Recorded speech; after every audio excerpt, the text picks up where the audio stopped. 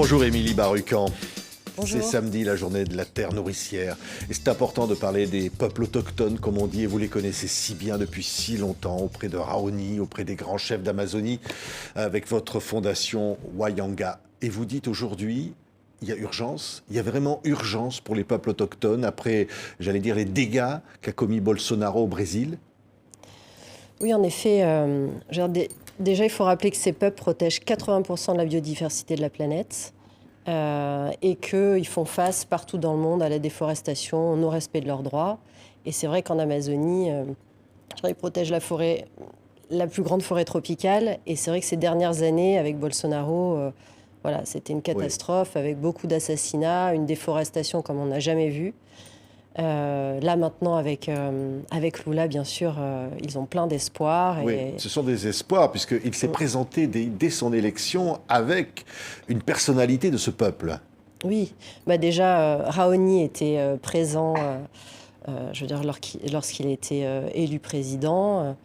Et puis, en plus de ça, Lula a créé un ministre pour les peuples autochtones et a mis à sa tête donc une grande leader voilà, reconnue vraiment auprès des peuples autochtones et qui comme Raoni, voilà, défend ces peuples et la forêt. Oui, et Raoni, vous le connaissez bien. On peut dire qu'il vous a présenté à son peuple, puisque ça fait tellement d'années que vous êtes auprès de lui, quoi, plus de 20 ans. 22 ans. Oui, 22 ans. Quand vous dites les gardiens de la forêt, oui, c'est au sens littéral du terme. Gardien de la forêt, même je dirais plus gardien de la planète, mais forêt pour faire référence à la forêt amazonienne, car en protégeant la forêt amazonienne, il nous protège.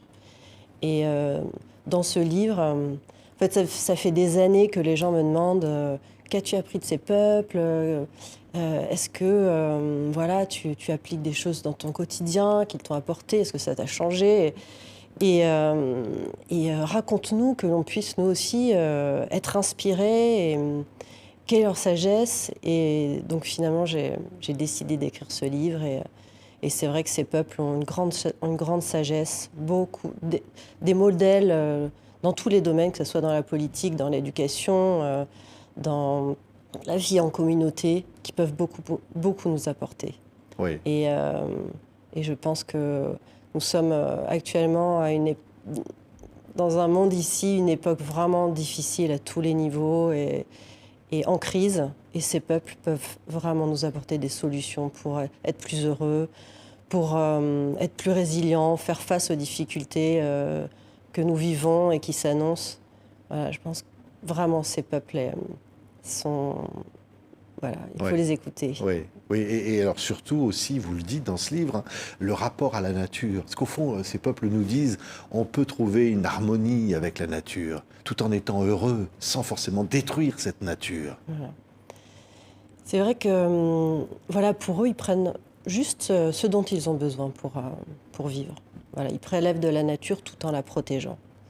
Et c'est vrai que je pense qu'on doit s'inspirer de ces peuples aussi, surtout à ce niveau-là, et arrêter la surconsommation.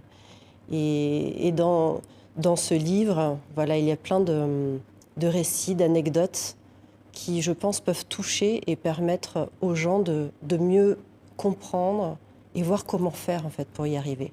Parce que c'est possible. Oui, c'est important évidemment qu'ils survivent. Parce que là, on l'a dit, la question a été posée de leur survie, de qu'est-ce qu'ils vont devenir à l'heure de la mondialisation, à l'heure de la surconsommation dont vous le disiez. Que peuvent faire ces peuples qui sont minoritaires?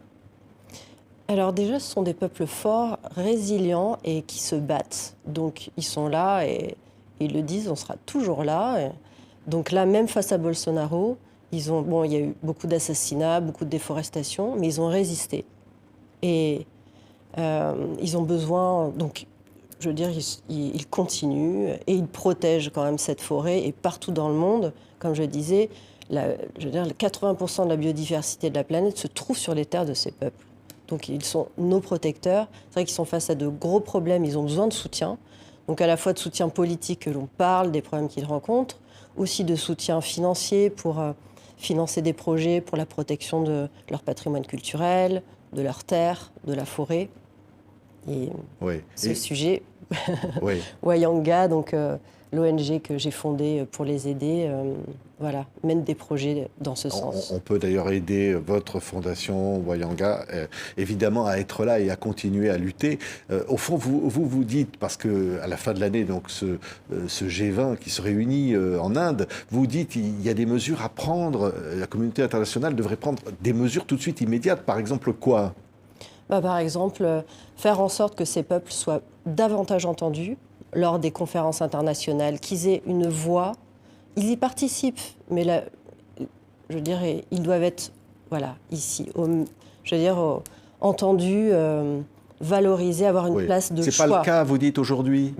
Ils participent aux conférences internationales, mais ils sont encore dans le deuxième rang, on va dire. Et là, il faudrait vraiment, c'est important de les mettre au premier rang pour qu'ils soient entendus, parce qu'ils ont vraiment des solutions.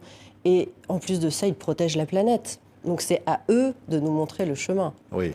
Et ensuite, il est important de mettre en place des mesures pour protéger les forêts et aussi pour mettre un frein au financement et au financement, par exemple, des entreprises qui détruisent la forêt. Il y a encore trop de banques européennes qui investissent dans des entreprises qui détruisent la forêt amazonienne. Et ça ne peut plus être toléré. Ou encore trop d'entreprises européennes qui vont acheter des produits qui proviennent de la déforestation. Oui. Donc il faut lancer presque une prise de conscience des peuples, ici en Europe par exemple, de ces questions-là. Parce que derrière, il y a des sacrifices financiers à faire.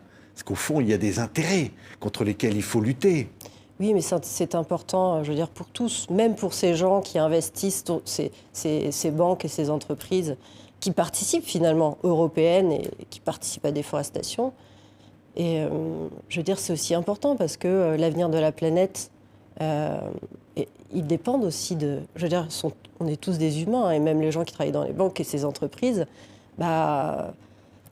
demain sera l'avenir de leurs enfants, leur propre avenir. Donc on doit tous prendre conscience qu'il est important de protéger les forêts et d'aider ces peuples à les protéger. Oui, et il y a une volonté politique nouvelle. L'Inde, par exemple, on sent qu'en Inde, il y a cette prise de conscience.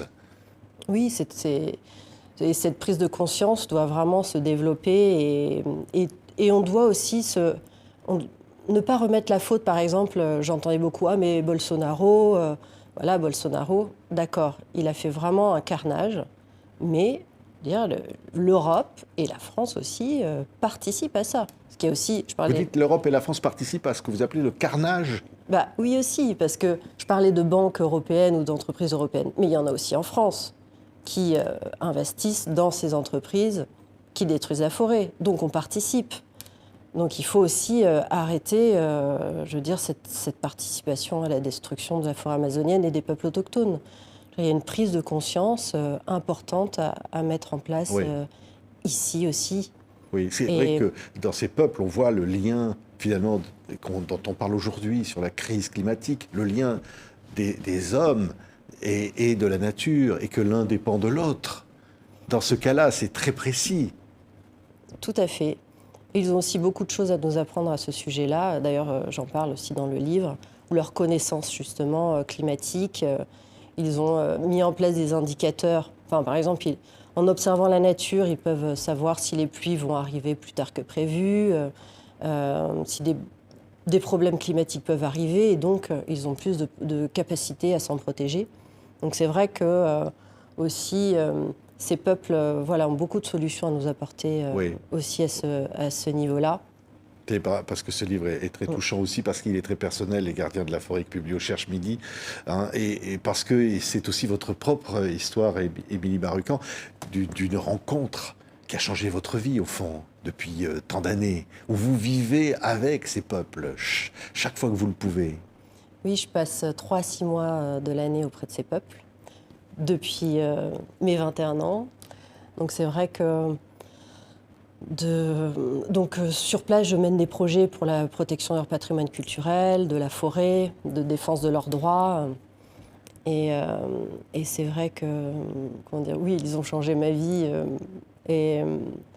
Donc ils ont changé ma vie, m'ont beaucoup appris. Et c'est vrai que j'ai un regard un peu plus distancié face à la société de on vous voit là en photo ici. avec Raoni à l'image, là. Oui. Et voilà. Enfin, et donc dans ce livre, oui, je parle à la fois de leur capacité de résilience et d'adaptation, donc avec des exemples vraiment, je trouve, importants à suivre ici. On a subi le Covid, et puis il y a plein d'autres choses des difficiles auxquelles les gens font face ici, et d'autres problèmes à venir. Par exemple, eux font face aussi à des situations très très dures, mais ils arrivent à rester forts, positifs, et qu'ils ont beaucoup à nous apprendre à ce sujet-là. En matière aussi de leadership et de politique, pour eux, un grand chef comme Raoni, c'est quelqu'un qui doit avoir de l'humilité, qui est au même niveau que les autres, qui est d'une grande générosité et qui va distribuer tout ce qu'il reçoit. Et donc aussi en matière de politique et de leadership...